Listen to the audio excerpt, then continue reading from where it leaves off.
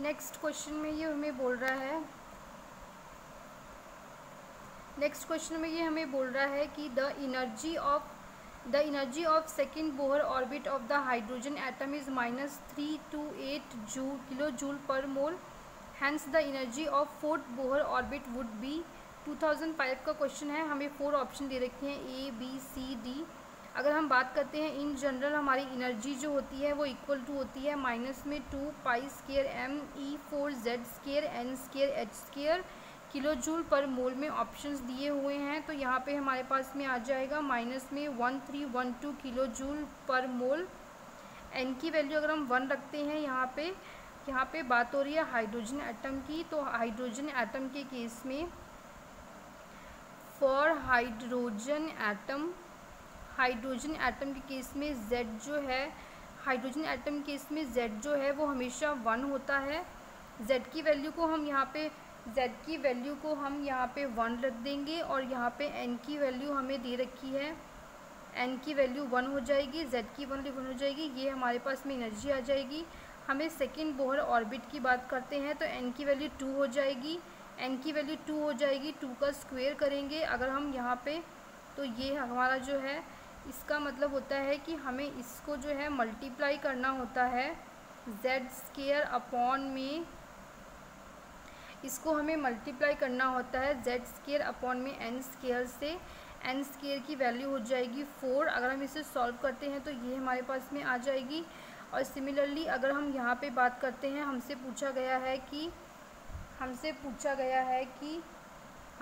गया है hence the energy of fourth Bohr orbit would be. Fourth Bohr orbit की energy क्या होगी? तो N इज़ इक्वल टू 4 हो जाएगा। उसके केस में हमारे पास में ऑप्शन में आएगा N इज़ इक्वल टू 4 में अगर हम रखते हैं, ये यहाँ पे नहीं आएगा, ये ऐसे बाई मिस्टेक लग गया है। -1312 है। अगर हम N का स्क्वायर करते हैं तो N का अगर हम स्क्वायर करेंगे तो हमारे पास में 16 आ जाएगा। बाई सॉल्विंग आउट हमारे पास में वैल्यू आ जाएगी -82 किलो जूल पर मोल, जो कि हमारा ऑप्शन बी हो जाएगा।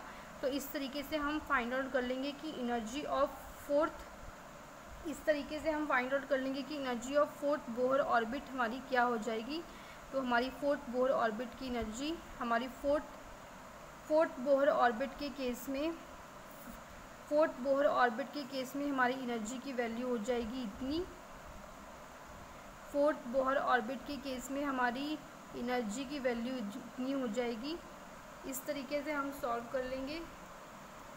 नेक्स्ट क्वेश्चन में वो बोल रहा है कि in Bohr's model of an atom when an electron jumps from N is equal to 2 to N is equal to 3 how much energy will be emitted और एब्जॉर्ब। ये हमारा क्वेश्चन आया हुआ है 1996 में। ये सब नीट के क्वेश्चंस हैं। हमारे पास में 4 ऑप्शन दे रखे हैं, A B, हमारे पास में 4 ऑप्शंस दे रखे हैं A B C D। अगर हम बात करते हैं एनर्जी की, फर्स्ट के लिए N इज़ इक्वल टू 1 के लिए एनर्जी की वैल्यू हो जाएगी -2.18 इंटू में 10⁻⁻18। 1 का हम स्क्वायर कर देंगे और अगर हम N3 की बात करते हैं तो हम 3 का स्क्वायर कर देंगे। अगर हमें एनर्जी चेंज निकालना है कि कितनी एनर्जी जो है वो एमिट हुई है या ऑब्जर्व, हमें बताना है कि कितनी एनर्जी जो है वो एमिट हुई है या फिर कितनी एनर्जी जो है वो एब्जॉर्ब हुई है। तो हम यहाँ पे 9 नहीं आएगा, यहाँ पे ये 9 जो है नहीं आएगा, यहाँ पे ये 9 नहीं आएगा, यहाँ पे जो है ये 9 नहीं आएगा, यहाँ पे जो है ये 9 नहीं आएगा। माइनस में 2.18 इंटू 10⁻⁻18 हो जाएगा। 3 का स्क्वायर करेंगे 9 हो जाएगा, माइनस में 1/1 हो जाएगा।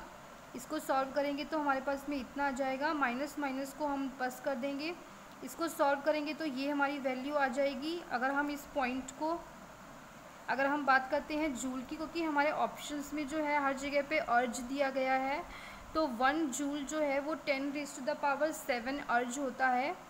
तो हम यहाँ पे 10⁻⁷ कर देते हैं। अगर -18 के अंदर में हम 10⁻⁷ करते हैं, 10⁻11 अर्ज आ जाएगा। और अगर हमें अर्ज हम देखते हैं तो हमारे ऑप्शन में 0.1 दिया हुआ है, तो तो अब यहाँ पे 1.9 को अगर हमें 0.1 बनाना है तो हम इस पॉइंट को टुवर्ड्स द लेफ़्ट लेके जाएंगे। अगर हम टुवर्ड्स द लेफ़्ट लेके जाएंगे तो यहाँ पे प्लस में 1 हो जाएगा।